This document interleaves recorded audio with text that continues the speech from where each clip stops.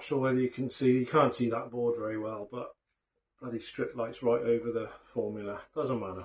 We'll talk about it and refer to the board. My marker pens are shit, by the way, because my son's been in here drawing and all over the board and wrecked. Anyway, I had a question about from a viewer yesterday about his bike. Recommended tyres for his bike, being a Michelin Pilot Power 2 CT.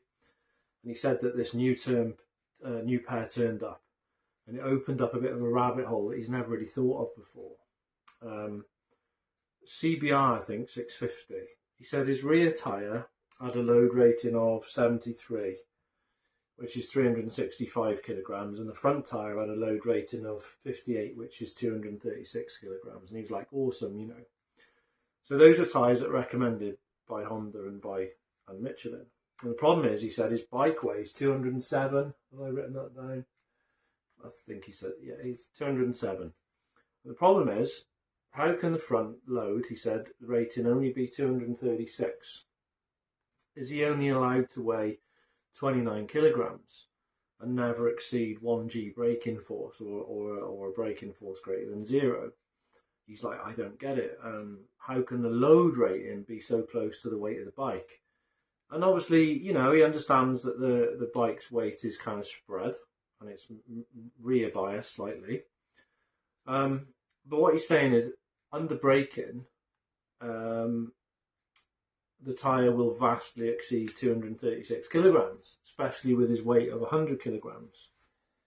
You know, the bike plus the rider is over 300 kilograms. And surely, he said, under braking, that must transfer even more load to the front tyre. And I just thought it was a really good question. It opened up a bit of a rabbit hole for him. And it does make you think anyway. It is good to think. That's why I did a video on braking and tyres. And, you know, it's a nice question. So the bike was a Honda CB650R. CBR. Honda CBR 650R. Sorry. Anyway, those are the front tyre 236, rear tyre 365. And immediately your brain goes, well, how can that be?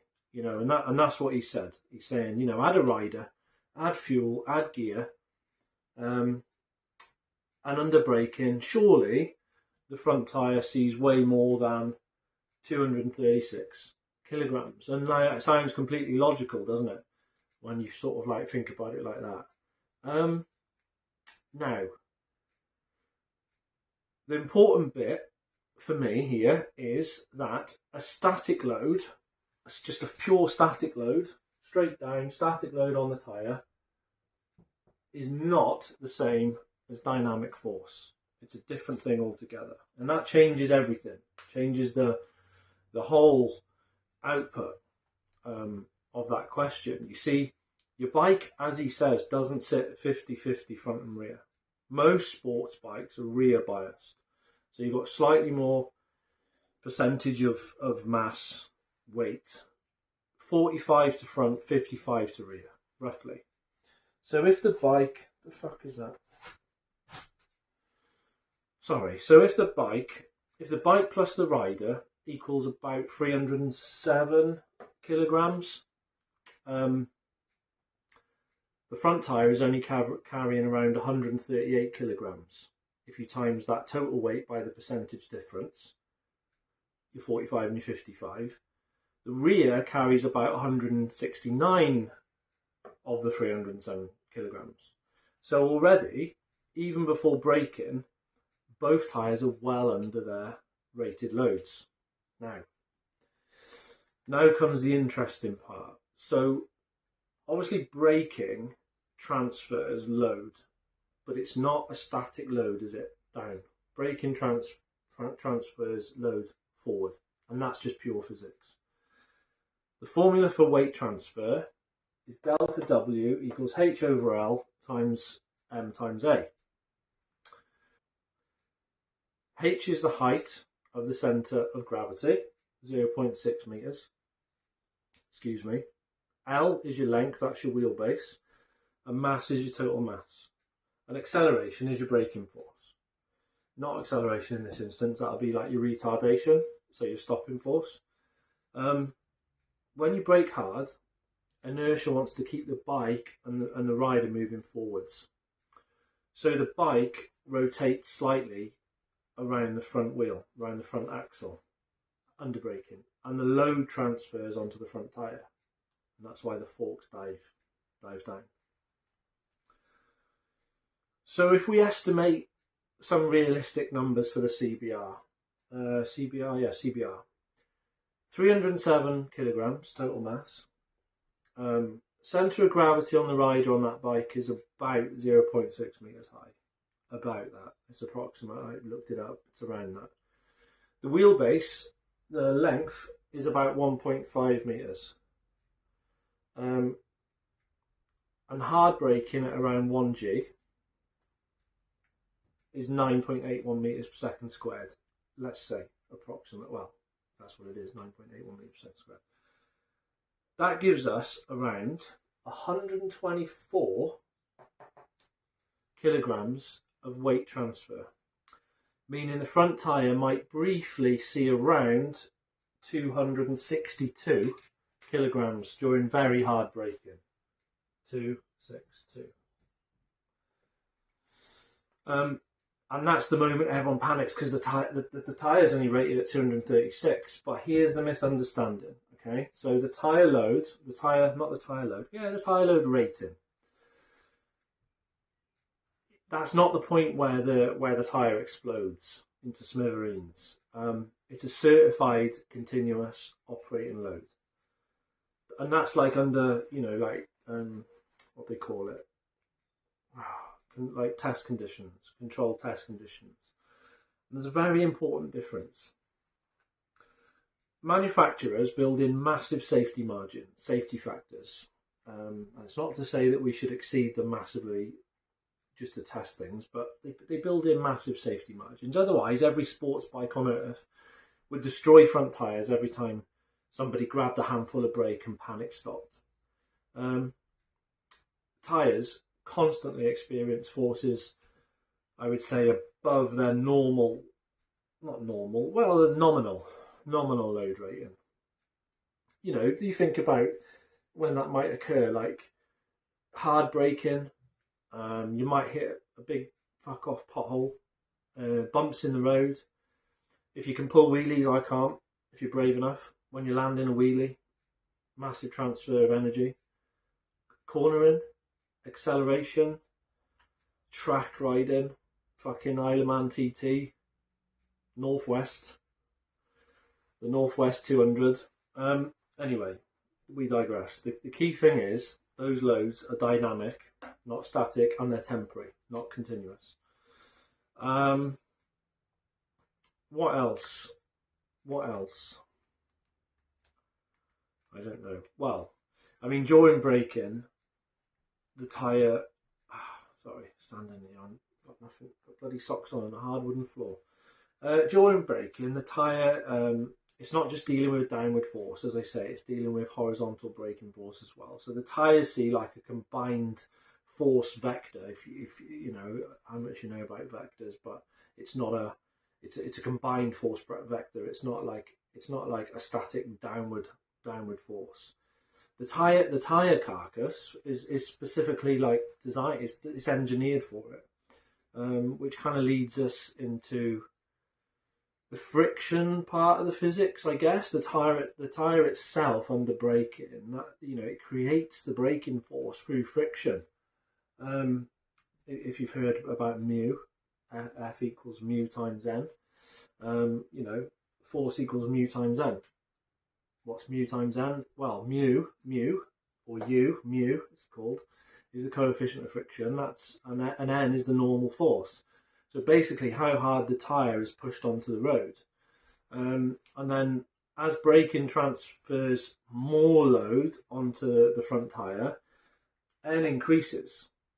Normal load increases, meaning the tyre can generate more braking grip. That's the point of it. The more force, the more braking grip, up to a point, obviously.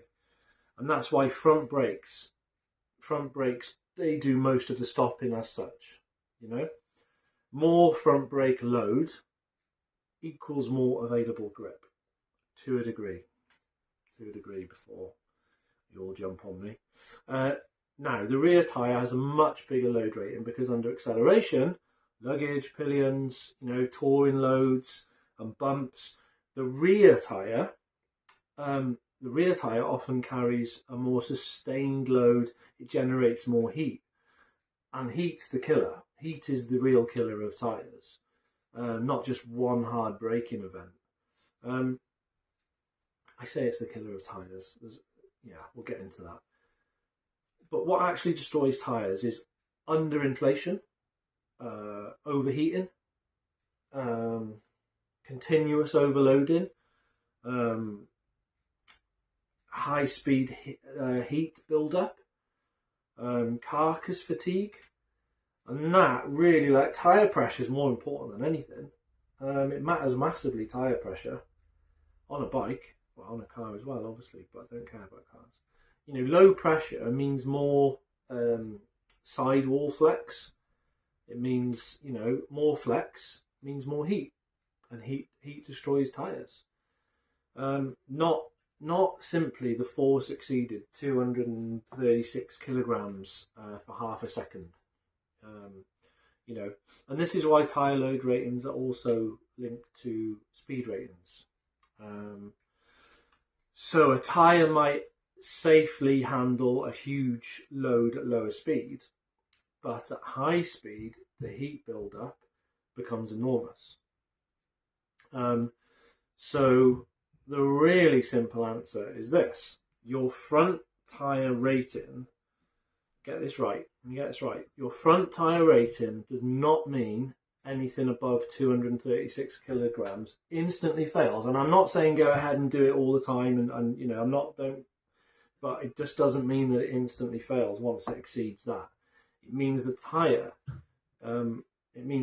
can continuously and safely operate at that load under standard conditions with heat, speed and safety testing involved.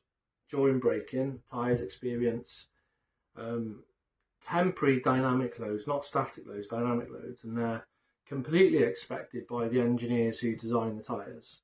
Otherwise, as I say, every sports bike would shred front tyres under emergency braking every time, and everyone would be paying out absolute fortune replacing their tyres every time they go out for a hard ride on the road. And honestly, this is why cheap tyres scare me. Honestly, this is why cheap tyres scare me. I will never buy budget tyres for my bike because the coefficient of friction, the carcass design, the compound quality, and the heat handling all massively affect what happens when physics turns violent. And at motorway speeds, your tyres are literally the only thing connecting your entire body to the road. Two tiny contact patches about the size of credit cards. That's it. And then people still buy the cheapest mystery rubber they can find online. I kid you not. You know it. You've probably done it. It's mental. It's mental. And, the tyre load rating isn't the point where the tyre explodes. It's not that straightforward. I understand like the thought about it, but it's not that straightforward. It's not the point where the tyre explodes. It's the point manufacturers guarantee it survives continuously at speed, full of heat, with all the lawyers watching.